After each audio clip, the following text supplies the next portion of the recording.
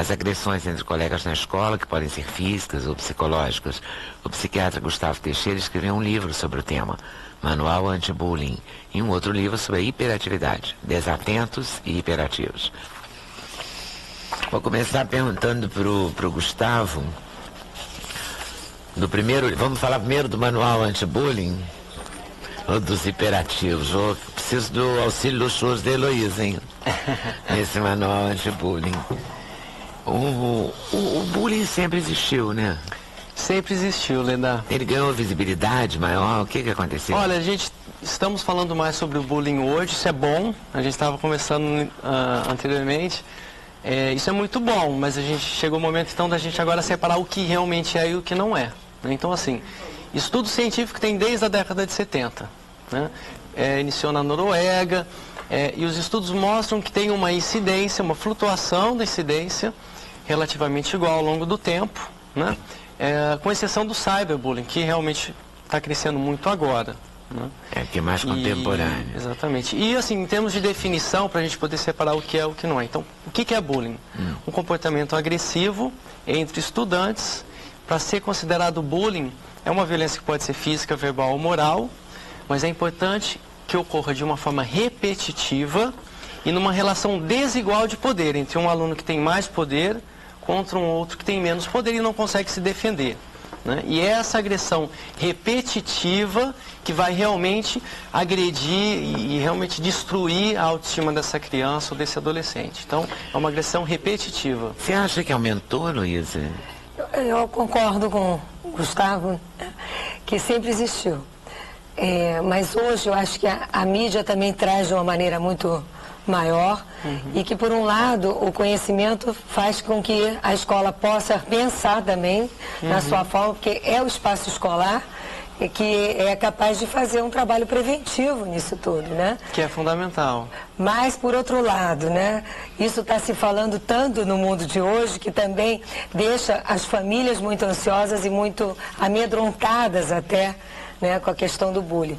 Então, qualquer diferença ou conflito passa a ser motivo de uma grande preocupação da família e que às vezes deixa a gente um pouco... Para a escola é muito complicado mesmo, né? E aí a família vai para a escola reclamando, e muito interessante porque às vezes vem uma família dizer que o filho está sofrendo bullying nomeando o coleguinha. Eu tive exatamente essa experiência. Na semana seguinte, era o pai do outro coleguinha reclamando do primeiro. Do reclamado. Ou seja, são duas crianças ativas bastante. E de repente são melhores amigos. Muito próximas.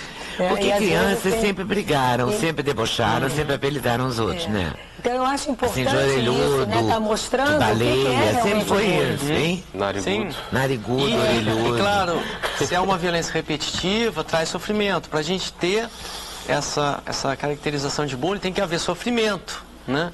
Então, e daí vai ser importante a gente passar a identificar qual é aquele perfil de criança que, digamos assim, é mais vulnerável. Então a gente sabe que qualquer criança pode sofrer bullying. Entretanto, aquelas mais tímidas, retraídas, menos habilidosas socialmente, que têm dificuldade de pedir ajuda, têm dificuldade na comunicação, que se dá pior nos esportes, que normalmente se dá pior nos estudos, essa criança é mais vulnerável, né?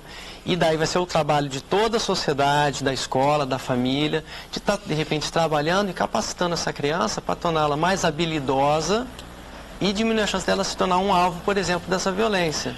Né? O ideal é sempre pensar na prevenção, né? Mas eu acho que é importante definir um pouco isso, porque o que é bullying? É aquela briga do colégio, da hora do recreio, não é? Eu acho que é quando já é uma situação repetitiva em que um grupo coloca uma criança num lugar... É o pele, né, de antigamente. Lugar, exatamente. Né? E essa agressão repetitiva, quando existe essa relação desigual de poder, que vai realmente agredir a autoestima dessa criança, vai causar sofrimento. A gente, aqui no Brasil não se fala tanto, no exterior a gente vê muitos casos de suicídio, não só de adolescentes, mas crianças que cometem suicídio. A grande maioria delas abrem quadros de depressão, elas não conseguem lidar com essa situação, vem pensamento de suicídio e chega ao ponto de se matar, né? Sem contar transtornos ansiosos que podem ser desencadeados, síndromes do pânico.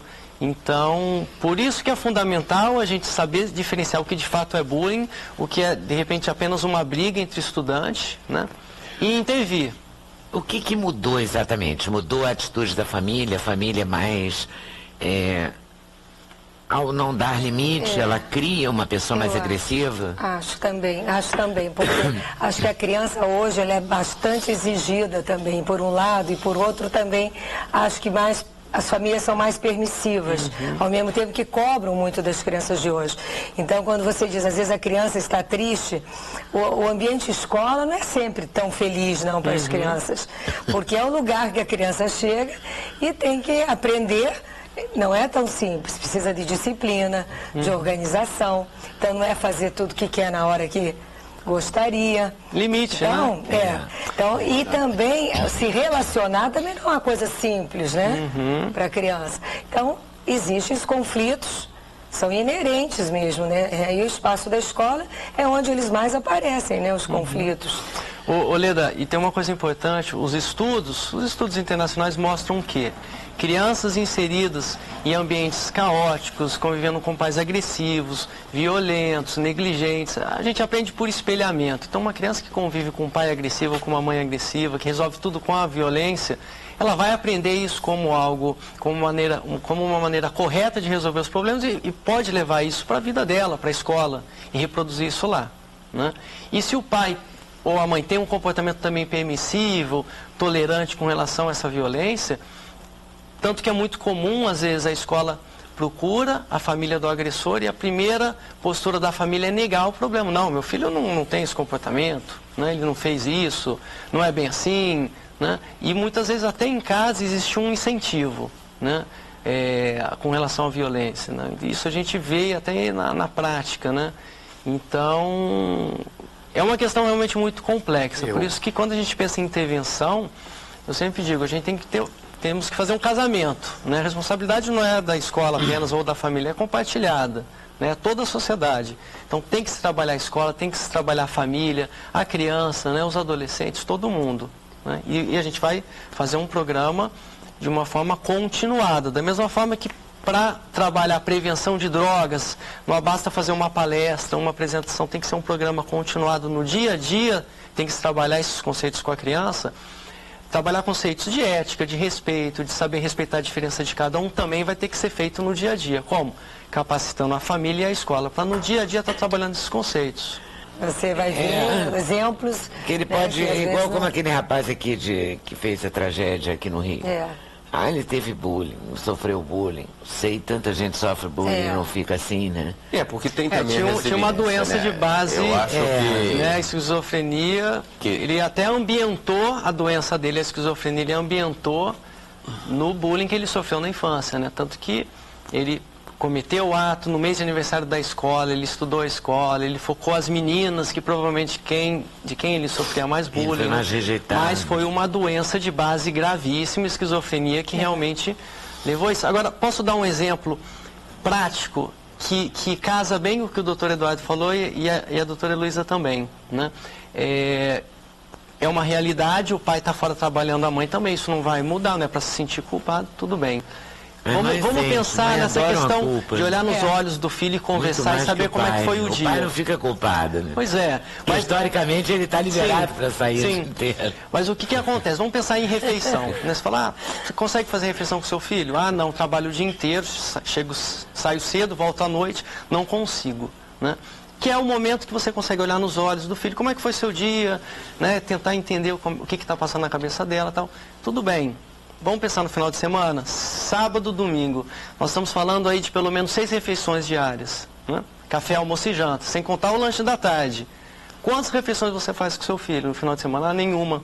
Um quer brincar no computador, outro está jogando videogame, a mãe dorme até mais tarde, o pai sai para jogar futebol, e aí? Né? Quer dizer, nem no final de semana existe esse momento do diálogo, para conversar, para saber como é que estão as coisas na escola, como é que foi o dia. Quer dizer, o que a gente tem que tentar trabalhar, já que não consegue ter muito tempo, a trabalhar a qualidade desse tempo. O pouco tempo que você tem, aproveita. Né? É importante que não leva nem ao pediatra, não tem? Com o Dr. Gustavo Teixeira, do Manual Anti-Bullying. E nem chegamos a falar bem da hiperatividade. A hiperatividade é a desatenção? É a desatenção? O nome do diagnóstico é transtorno de déficit de atenção com hiperatividade, sendo que existem pacientes que apresentam um predomínio de sintomas de desatenção, poucos sintomas de hiperatividade ou nenhum, enquanto outros pacientes podem apresentar um predomínio de sintomas de hiperatividade ou o mais comum que é o combinado, né? Crianças ou adolescentes que apresentam, são premiados, né, com sintomas de desatenção e hiperatividade. E no caso seriam aquelas crianças que apresentam um impacto maior, um prejuízo maior na sua vida acadêmica, social. Okay. E aí você confere aqui.